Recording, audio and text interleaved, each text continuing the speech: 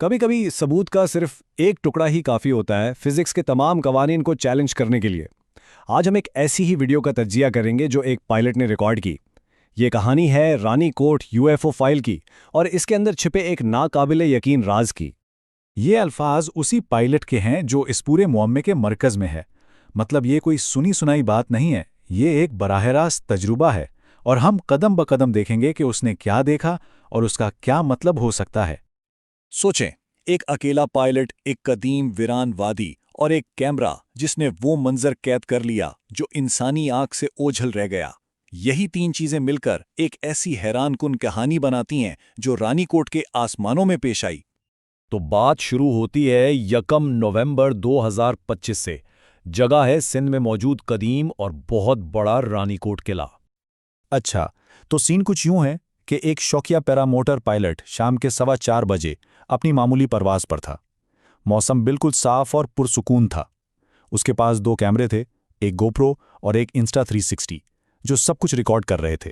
वो बस दुनिया के सबसे बड़े किले की दीवारों की खूबसूरती को कैमरे में कैद कर रहा था। मतलब सब कुछ बिल्कुल नॉर्मल था। और फिर उसी मामूल की परवाज के दौरान कुछ गैर मामूली हुआ। एक लम्हे के लिए कोई चीज नजर आई, लेकिन उसे एक आम सी बात समझकर नजरअंदाज कर दिया गया। पायलट के अपने अल्फाज में, मेरे नीचे से बहुत तेजी से कोई चीज गुजरी। नहीं, कोई छोटी सी चीज गुजरी है।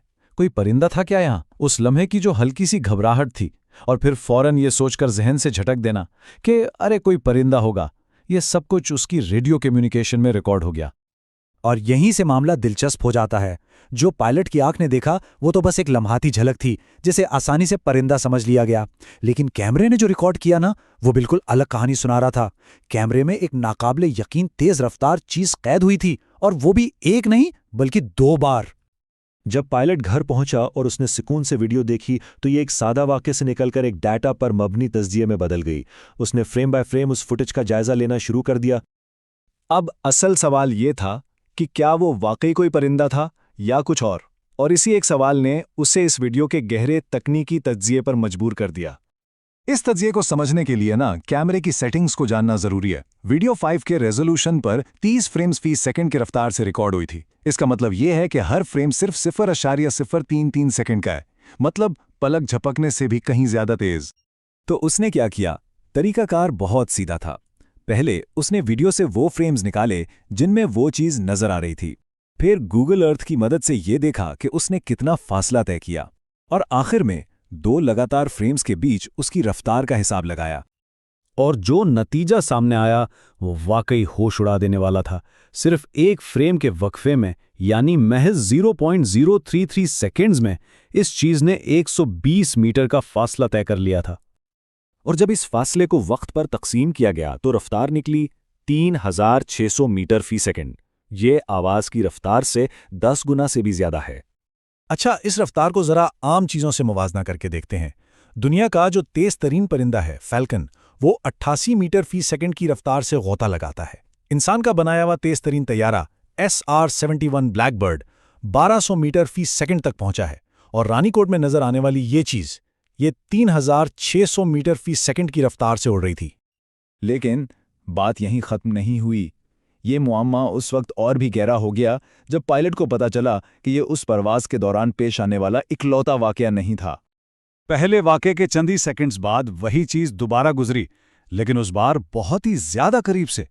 इतनी करीब और इतनी तेज कि पायलट की आंख इसे देख ही नहीं पाई, लेकिन कैमरे ने उसे रोशनी की एक लकीर की शक्ल में कैद कर लिया। और अब जो बात सामने आई ना, वो तो फिजिक्स के जाने पहचाने कवानीन को बिल्कुल ही तोड़ रही थी। कोई आवाज नहीं थी। आवाज की रफ्तार से 10 गुना तेज होने के बावजूद कोई सोनिक बूम नहीं बना, यानी वो धमाका जो कोई भी सुपरसोनिक चीज हवा में करती है, हवा में कोई हलचल नहीं थी। और इतने करीब होने के बावजूद वो इंसानी आंख को नजर ही नहीं आई। जब पायलट ने थोड़ी और रिसर्च की तो उसे मालूम हुआ कि ये कोई अनोखा वाकया नहीं था। दरअसल ये तो एक ऐसे आलमी रुझान का हिस्सा लगता है जो कई दहाइयों से रिकॉर्ड किया जा रहा है। जैसे 2004 में अमेरिकी बहरिया के पायलटों ने टिक टैक नामी चीज देखी थी।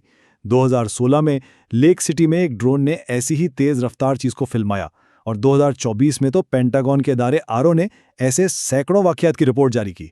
तो ये रानीकोट वाला वाकया इसी सिलसिले की एक कड़ी लगता है।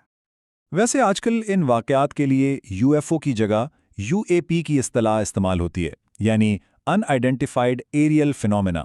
ये उन फिज़ाई अजसाम का सरकारी नाम है जिनकी फौरी तौर पर शनाख्त या वजाहत नहीं हो पाती। तो घूम फिर कर हम वापस उसी बुनियादी सवाल पर आ जाते हैं।